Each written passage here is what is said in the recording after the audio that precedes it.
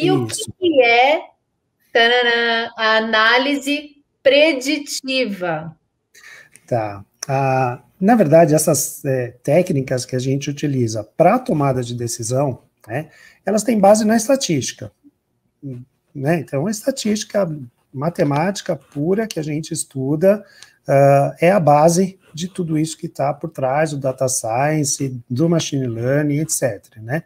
Então, a aplicação dessas técnicas estatísticas, né, nesse formato de que você captura os feedbacks para reafirmar aquilo que você pensa que está correto ou mudar de rota, então, é uma aplicação conjunta. Né? Você está usando uma técnica estatística junto com técnicas de algoritmos e programação para fazer com que isso seja dinâmico. Né? Mas olhando para o lado da estatística, né, então você falou do que é análise preditiva. Então, na estatística a gente chama de estatística inferencial tudo aquilo que a gente pode usar como uma amostra que teria a chance de dar certo se usado também para a população. Né? Eu tenho várias técnicas diferentes na estatística para fazer esse tipo de previsão. Então, por exemplo, se eu estudo uma amostra que tem a altura e a idade das crianças, eu estudo crianças de 0 a 5 anos, aí você me pergunta, legal, e se a criança tiver 7, qual vai ser a altura dela? Bom, muito simples, eu faço uma análise de regressão e sei, então, por extrapolação, que aquele comportamento que eu tinha observado entre 0 e 5, se levado até o 7, provavelmente terá tal altura. Então, eu estou prevendo alguma coisa a partir de uma informação que eu tenho. Né? Para as outras técnicas, né, que nós podemos ter, né, na análise preditiva, existe uma muito conhecida chamada classificação. E ela é muito usada na área de crédito. Então, eu quero saber se uma pessoa que vem buscar crédito comigo, ela vai ser um bom pagador ou um mau pagador. O que eu faço, então? Eu olho para o meu histórico, pego todos os meus bons, todos não, uma amostra dos meus bons pagadores e tento comparar e ver que características eles têm em comum. Pego uma amostra dos meus maus pagadores, faço a mesma análise e eu comparo essas duas bases. Eu tento encontrar características que sejam comuns no grupo dos bons, outras características que sejam comuns ao grupo dos maus e que ao mesmo tempo sejam diferentes entre esses dois grupos. E aí, quando eu conseguir modelar isso, se vier uma pessoa nova e falar eu quero crédito, eu vou comparar as informações dessas pessoas com esses dois grupos. Se ela se aproximar do grupo dos bons, eu digo legal, crédito concedido. Se ela se aproximar do grupo dos maus pagadores, vou falar, desculpa, sinto muito, não vai ser possível fazer a operação com você hoje. Então, eu estou usando a estatística para tentar prever o comportamento futuro com base no histórico, no conhecimento passado. E o machine learning entra quando eu acompanho esse resultado. Quando efetivamente eu vou checar se essa pessoa, que eu acreditei que ele seria bom pagador, se tornou realmente um bom pagador, ou se deu errado, se aconteceu o inverso do que eu esperava. Se a maior parte das coisas confirmam o meu modelo, eu vou confiando cada vez mais no meu modelo, ou eu vou ajustando e tendo cada vez mais certeza da utilização. Se o meu modelo aponta coisas que não vingam, eu preciso voltar atrás e corrigir o meu modelo. Eu vou dar outros parâmetros. Né? De repente, uma variável sociodemográfica que eu achava importante, depois ela me diz mais adiante que ela não é suficiente para diferenciar o bom do mau pagador. E para a gente não fugir muito do tema e não dar exemplos muito fora, né? Se a gente está falando da recomendação, quando eu tenho lá a oferta de um título, né, e um outro título, como que eu sei se a pessoa escolheu corretamente aquilo? Quando você falou que você larga o filme na metade, provavelmente a sua escolha não estava certa. Alguma coisa errou, ou na recomendação, ou na informação que você teve para tomar a sua escolha. Né? Então, são muitas técnicas que vão sendo utilizadas, e a Netflix, e a Amazon Prime, e a Disney, e as outras empresas que estão chegando nisso, elas são muito fortes em aplicar esse tipo de algoritmo para ter cada vez mais certeza e confiança daquilo que ela está entregando para as pessoas. E isso não é só na recomendação, né? Que a recomendação é, digamos, o feijão com arroz, né? É o mais simples. Mas chega ao nível de até decidir, com base em algoritmos, o que deve ser produzido. Então, não sei se você sabe, mas aquela série House of Cards, ela foi produzida com base em informações que foram capturadas a partir das preferências dos usuários da Netflix. Não sabia disso, eu fiquei chocada quando eu vi na sua pauta. House of Cards, e tem um outro aí famosão também, né? O Stranger Things. Então você vê que até o nível de produção ele já é, né, baseado num algoritmo. Ele tem uma expectativa de dar certo porque os consumidores demonstraram que gostam daquele gênero, gostam daquele tipo, né? E a recomendação também vai além, no sentido de uma classificação mais rebuscada sobre os títulos. Porque quando você olha lá, por exemplo, comédia romântica, você fala assim, tá, o que você espera ver? Ah, uma coisa meio leve, tranquila, que eu vou me emocionar e vou dar risada de vez em quando. Aí você começa a assistir. Chega logo no início, tem lá uma cena de crime, uma coisa violenta, você fala, peraí, você volta e fala, é isso mesmo que eu escolhi? Como assim? Eu não fui avisada de que eu ia... Né? De repente você chama uma pessoa de idade para assistir junto com você, uma pessoa de mais idade que poderia ficar chocada com uma cena daquelas. Você diz, vem aqui, vó, vamos assistir uma comédia romântica. E de repente acontece um negócio lá assim que fala, meu Deus, né? Dá vontade de você desligar logo o aparelho ali e falar, olha, deu errado, alguma coisa. Então, esse tipo de recomendação também tem que ser mais sofisticada, né? A Netflix tem mais de 1000 categorias. Então, aquilo que a gente estava acostumado, que era suspense, é romance, é comédia, é thriller, é ficção, que não passa de 10, você imagina 1000. A chance de você saber o que você está buscando é muito maior, né? E entram coisas também, como você sabe, que é de marketing, teste AB, por exemplo, né? Teste AB é uma coisa antiquíssima, mas como é que se aplica um teste AB aqui? Eu coloco uma capa de um mesmo título e coloco o mesmo título com outra capa. Qual delas atrai mais cliques? Aí pronto, a partir daí eu já sei qual capa dá mais certo. Então você vê, tudo vai trabalhando nesse sentido. Facebook e Instagram, né? Você sabe o que eu acho mais divertido, Luiz? Que eu falo muito com o pessoal que quer trabalhar com música, com cinema, mais essas duas áreas, assim, arte e design. Mas se o pessoal quer trabalhar com música, geralmente é todo artístico, né? Não gosta de nada de número, assim, de exatas e tal. E daí vai estudar física, reverberação, não tem como fugir, porque tá lá. E agora o pessoal de produção de cinema, roteiro e tal, cara, não tem como fugir, né, Luiz? Eu acho que tem, para mim, assim, quando a gente olha as habilidades do profissional de hoje em dia, é muito esse binômio que era visto antes como separatista, assim, né? Você é isso ou aquilo, e agora é criatividade e tecnologia, não tem escapatória, né? E do que você está falando, eu sabia, lógico, do machine learning e da gente meio que ensinando a máquina ali o que a gente gosta, o que a gente não gosta e tal, e vendo as recomendações em cima daquilo que a gente gosta e não gosta, mas eu não estava ligada ainda no uso dessa ferramenta, que, claro, faz todo sentido, né? Para produzir mais daquilo que as pessoas mais querem ver. Tem total sentido, mas daí a minha pergunta para você, assim, de como você vê essa relação, porque um pouco também parece a gente trabalhando pelo resultado que a tecnologia mostrou para a gente, que, claro, são respostas das pessoas, mas não vira um círculo vicioso ali de onde é que entra a criatividade humana, né? Você enxerga você tem essa dúvida, ou para você é tão óbvio que é assim que isso não faz sentido? Não, eu acho que tem espaço para criatividade, sim. Né? Eu acho que, apesar da gente ter a indicação do algoritmo, né, ou da tecnologia, para dizer, olha, o que seria legal seria produzir uma série que tem tal abordagem, né? As pessoas querem ser surpreendidas, né?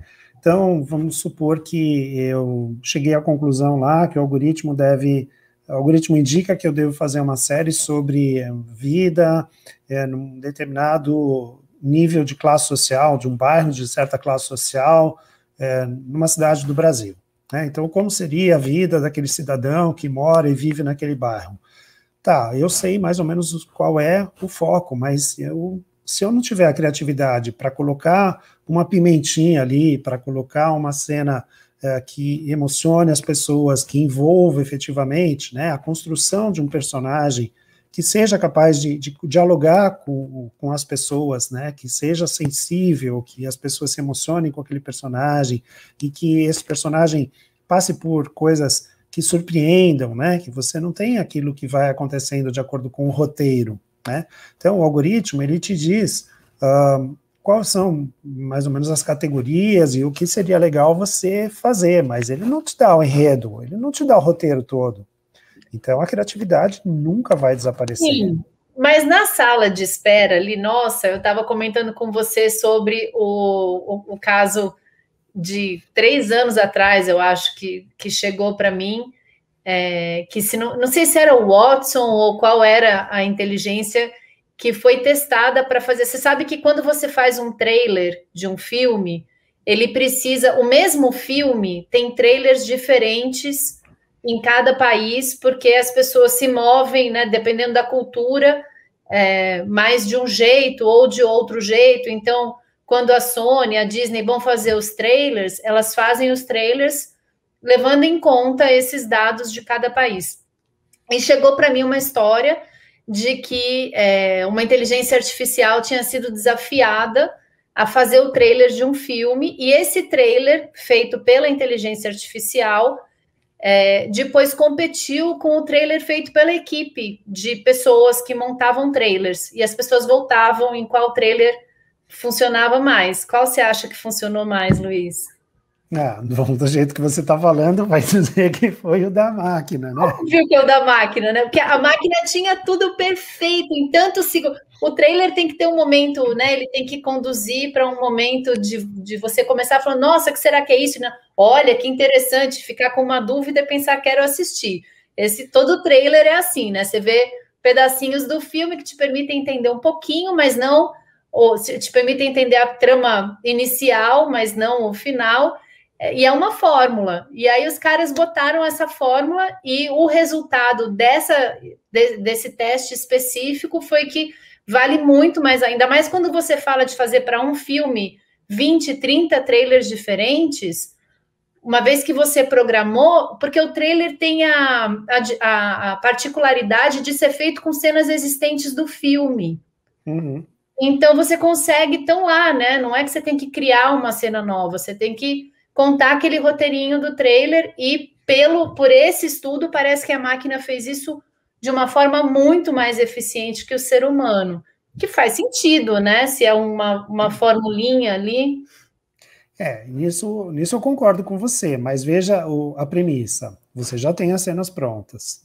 Então, todo o trabalho de roteirização, toda a técnica que foi utilizada pelos profissionais especializados para construir aquela cena, cenário, música, todo o envolvimento dos personagens, a caracterização, cenários, tudo foi feito já com pessoas, né, criativas, que foram capazes de produzir aquilo.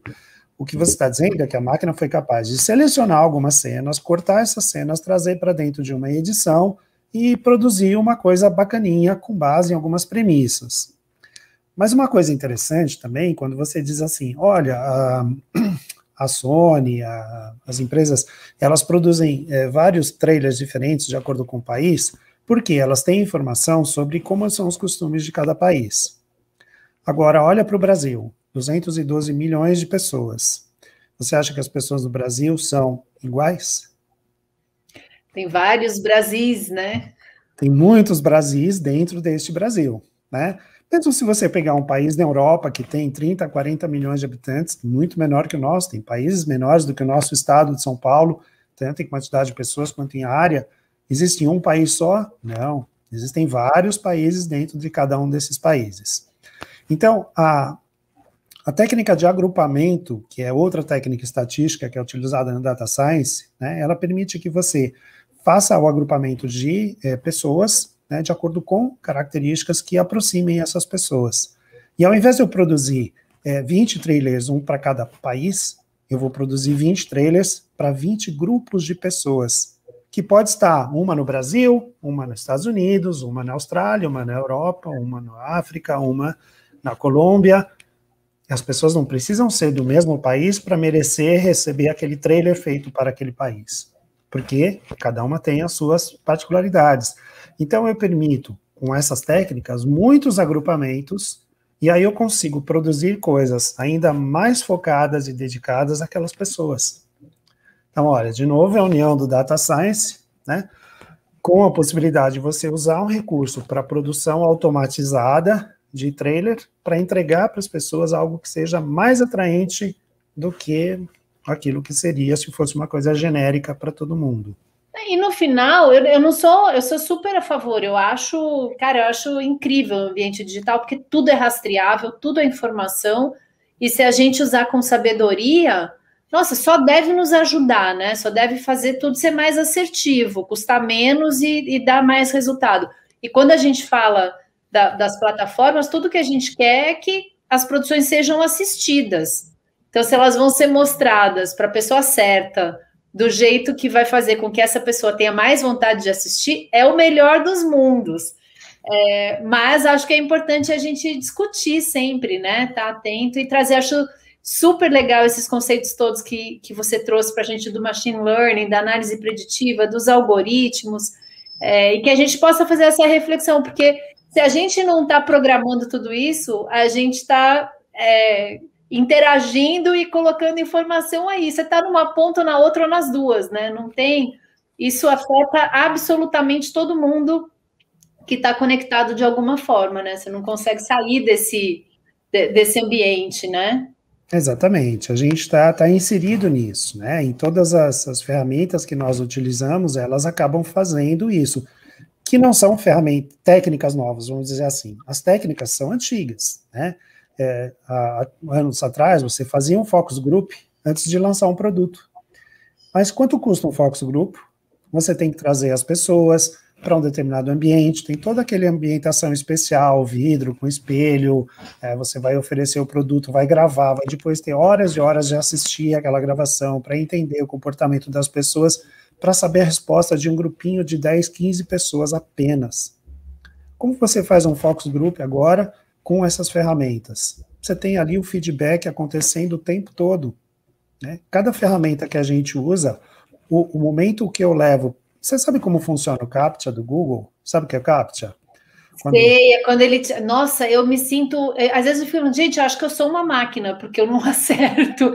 Que ele dá a letrinha e você tem que escrever, né? Você tem que ler e interpretar. Então, mas, assim, a primeira versão tinha a letrinha, né? Para você, aí vem aquelas letrinhas meio apagadas, tal, que para uma máquina não conseguir reconhecer. Depois tem aquela coisa de você selecionar as figuras, né? O que é semáforo, o que é faixa de pedestre, o que é caminhão, sei lá. Agora, o que tem, não tem nada para você selecionar. Ele simplesmente pergunta se você é um robô. Aí você diz, não sou um robô. Por que essa mudança, Luiz? Porque o que ele consegue medir hoje é o seguinte, de que forma você leva o seu mouse até aquele botãozinho. Fala sério. Exatamente isso. Se você é um robô, você leva o seu mouse numa linha reta, rapidamente, e para em cima do seu botãozinho. Se você é uma pessoa, você navega um pouquinho para cima e para baixo com o seu mouse, e passa um pouquinho do botãozinho, volta, vai mais um pouquinho, até você encontrar o botãozinho para clicar. Isso denota que você é uma pessoa. Então, só com base nisso, ele consegue descobrir se você é uma pessoa ou não. Não precisa mais de marcar semáforo, nem de escolher letrinha. Não, porque os de foto eu erro vários, porque às vezes tem semáforo, né? Tem o poste todo e tem a luz, e às vezes tá pego entre dois quadrados. Eu nunca sei qual é. Às vezes eu penso, gente, eu acho que eu sou um robô, porque eu não tô passando nesse teste. Agora, eu fiz poucas vezes esse de se você é uma pessoa ou não, e eu achava que era assim, tipo, esse cara desistiu de descobrir de verdade. Não, na verdade, esse é o mais sofisticado deles. A Luciana Mesquita está perguntando qual que é a pegadinha para quando a gente responde isso no celular, sem mouse. é o tempo que você leva para chegar lá, né? Então, você tem a pergunta e você tem que analisar a pergunta e depois você levar o seu dedo para lá. Embora o seu toque seja de um lugar só, né, e ele vai acertar direto, você vai levar um tempo para fazer isso. Então, aqueles milissegundos que a máquina consegue fazer mais rápido que você, ele vai, então, interpretar que você é uma pessoa, não é uma máquina, né? Então, a ideia é essa, que você tem as coisas já acontecendo e que elas vão ficando mais sofisticadas. Aquele modelo de letrinha e número era horrível, porque quando sai um círculo, o círculo é um zero ou é um O? São tantas dúvidas, né? E aí você acaba errando, e aí vai de novo, e vai de novo, vai de novo. E isso é ruim, porque para o usuário, se eu estou buscando um serviço que eu preciso, ok, e se for uma coisa que o concorrente tem também, eu vou continuar insistindo naquele CAPTCHA chato? Não, eu vou para o concorrente, né? Então, a gente tem esse tipo de coisa o tempo todo. O CAPTCHA consegue saber se a gente é máquina ou não, e tudo que tem CAPTCHA está validando isso. Quando a gente navega e recebe em qualquer área, né, uma rede social, um navegador, em qualquer coisa que a gente faz, a gente está recebendo as informações, e a forma como a gente trabalha, né, se a gente abre a tela ou diminui a tela, se a gente deixa ela no formato de lado, de cima, qual dispositivo nós estamos usando, né? Então tudo isso é capturado pelos algoritmos. Se eu assisto o Netflix, o Amazon, não importa, num celular, né, que sistema operacional tem esse celular? É um Android? Qual versão do Android? Quantos, né, recursos eu tenho ali à disposição? Então, eu tenho essas informações que ele não está indo dentro do meu aparelho olhar o que tem dentro, não está olhando as minhas fotos, não está invadindo a minha privacidade. Ele simplesmente está pegando informações que eu dei para ele e que estão ali disponíveis, elas estão ali abertas, vamos dizer assim, sem invadir minha privacidade, né? Então, quando eu fiz o meu cadastro lá no Netflix, eu disse que idade eu tenho, qual o gênero que eu me identifico, qual a minha classe social, onde eu moro, tem ali um montão de informações sobre mim. Agora, a estatística vai fazer o quê? Vai cruzar tudo isso com as minhas preferências, e, de novo, não só as preferências declaradas. Não é por base num questionário que eu disse assim, eu gosto de filme de suspense e documentários, que ela vai ficar me mandando suspense e documentário. Porque se na hora que eu estiver passando no catálogo eu clicar alguma coisa diferente, o algoritmo vai fazer, opa, esse cara aqui ou ele mentiu, ou ele esqueceu de contar isso pra gente quando ele fez o questionário. Então, da próxima vez, eu vou colocar mais dessa categoria aqui para ele também. E se der certo, eu vou colocar mais ainda. E vou retirando aquelas coisas que ele nunca clica. E assim eu vou personalizando a página, né? E ela vai... E isso acontece, como eu te falei, em todos os lugares. Acontece no Facebook, acontece no YouTube, acontece no TikTok, né? Como o exemplo que você deu lá, a pessoa que você comentou, né? Fica até sem graça depois de saber uma coisa dessas, né? Pois é, eu falei, gente, nem sabia que... Eu nunca vi, nem sabia que tinha. Por que tá aparecendo? No meu, né, eu também não sou muito fã de TikTok, digamos assim, mas de onde eu vejo, nunca apareceu esse tipo de coisa, né? Então, assim, ele acaba realmente, de certa forma, entregando um pouco. É engraçado, né? Porque aí eu comecei a reparar, porque realmente eu nunca tinha visto. Daí eu comecei a reparar que tem muita gente. O TikTok começou como uma rede social para dancinha e ele lança muitas músicas por conta dos desafios, né? Que são feitos com as músicas e tal. Mas agora começou muita gente a ler carta de tarô ao vivo na hora. E daí eu vi uma pessoa, uma coisa dessas acontecendo, e eu parei para assistir. Cara, depois que eu assisti nossa, mas começou a entrar um monte, para mim tem um monte de gente fazendo isso. Então, é engraçado a gente ficar atento, né, para essas mudanças, assim, do que a gente enxerga e pensar, por que agora eu tô fazendo isso, antes eu não via. É interessante que se você não fizer uma análise mais profunda, você pode ter a sensação de que tudo que está acontecendo no mundo agora é ler cartas de tarô online. Então, é isso que eu falei. Quando ele começa a entregar uma coisa muito focada, se você não tiver um filtro, né, para olhar que existe muito mais coisa além dessa, parece que você acaba se viciando de certa forma, né? Porque só vai ver aquilo, só vai ver aquilo. Quanto mais você vê, mais vai reforçar o algoritmo que aquilo é legal para você e mais ele vai te entregar disso, né? Então, por isso que é legal a gente olhar várias mídias diferentes, né? Não vou olhar uma só, porque senão ela vai ficar me entregando aquilo e não vai me dar, às vezes, a oportunidade de pular fora, né? Vou demorar um pouco para convencer o algoritmo de que eu gosto de outras coisas, porque a minha mensagem foi tão forte para ele de que eu gosto daquilo, que vai continuar entregando aquilo para mim durante um bom tempo, né? Mas, como falei para você antes, não é novidade, não é dos streamers só isso, né? Faz uma busca na internet por máquinas de lavar roupa. Você vai passar um mês recebendo ofertas de máquinas de lavar roupa em todos os seus dispositivos. Em todos. Você vai receber ofertas de máquinas de lavar roupa. Depois de passar mais ou menos um mês, mesmo que você tenha comprado ou não tenha comprado, aí os anúncios vão desaparecer. Mas durante esse tempo você vai receber, vai dar a impressão que tudo que existe de eletrodoméstico na vida é máquina de lavar roupa.